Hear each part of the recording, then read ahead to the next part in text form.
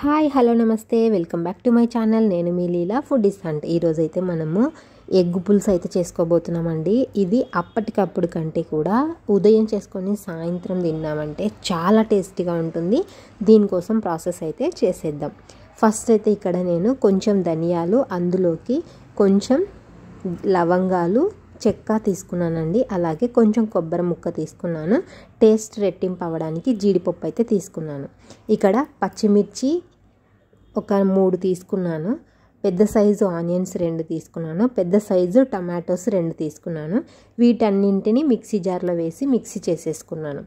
First ఒక ప్యాన్లో oil 2 table spoons దాకా తీసుకొని అందులోకి పోపు వేసేసుకొని జీలకర్ర, ఆవాలు, కరివేపాకు, ఎండుమిర్చి వేసేసి సన్నగా కట్ చేసుకున్న ఆనియన్స్ని వేసి కొంచెం పసుపు, కొంచెం రుచికి సరిపడినంత ఉప్పు అయితే వేసేసి దీన్ని దోరగా వేయించేసుకోవాలి. ఇది కొంచెం మగ్గిన తర్వాత మనము మిక్సీ చేసుకున్నటువంటి ఆనియన్ టమాటో మిక్సీ ఉంది కదా, దాన్ని అయితే దీంట్లో వేసేసుకొని కొంచెం సేపు బాగా కలుపుతూ పచ్చివాసన పోయేదాకా దీన్ని అయితే బాగా కొంచెం సేపు మగ్గించుకోవాలండి. Simple process. చాలామంది డిఫరెంట్ ప్రాసెస్ చేస్తూ ఉంటారు కదా, ఈ విధంగా చేయండి. చాలా ఈజీగా తొందరగా అయిపోతుంది.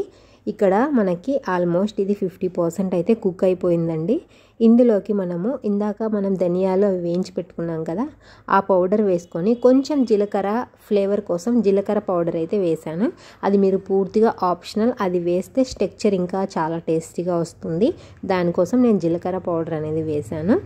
ఇందులోకి ఒక గ్లాస్ వాటర్ అయితే యాడ్ చేసేసుకోవాలండి. మనకు ఉడికి దగ్గర పడుతూ ఉంటుంది కదా ఉడికే కొద్దీ.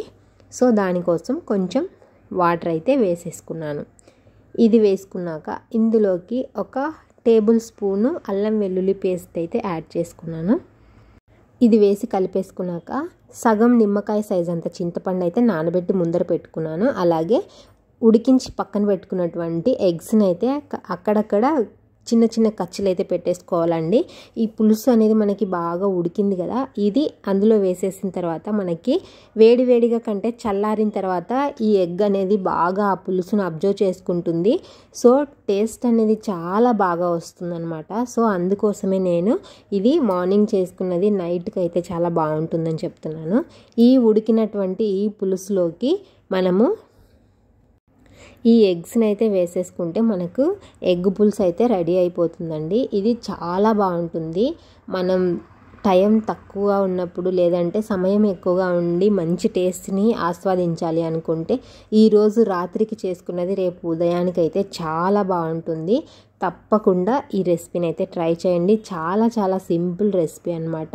One of the my favourite recipe. మీకు కూడా నచ్చిందంటే తప్పకుండా ఈ ప్రాసెస్లో చేసేసుకోండి. చాలా ఈజీగా చేసేసుకోవచ్చు అండి. ఫైనల్గా మనకి కర్రీ అయితే రెడీ అయిపోయింది. ఇప్పుడు కొత్తిమీరతో గార్లిక్ చేసేసుకొని వేడివేడిగా అయినా తినొచ్చు. చల్లారితే ఇంకా చాలా బాగుంటుంది. తప్పకుండా చల్లారిన తర్వాత తినండి. వీడియో నచ్చితే లైక్ చేయండి, షేర్ చేయండి. Thank you so much for watching. Thank you.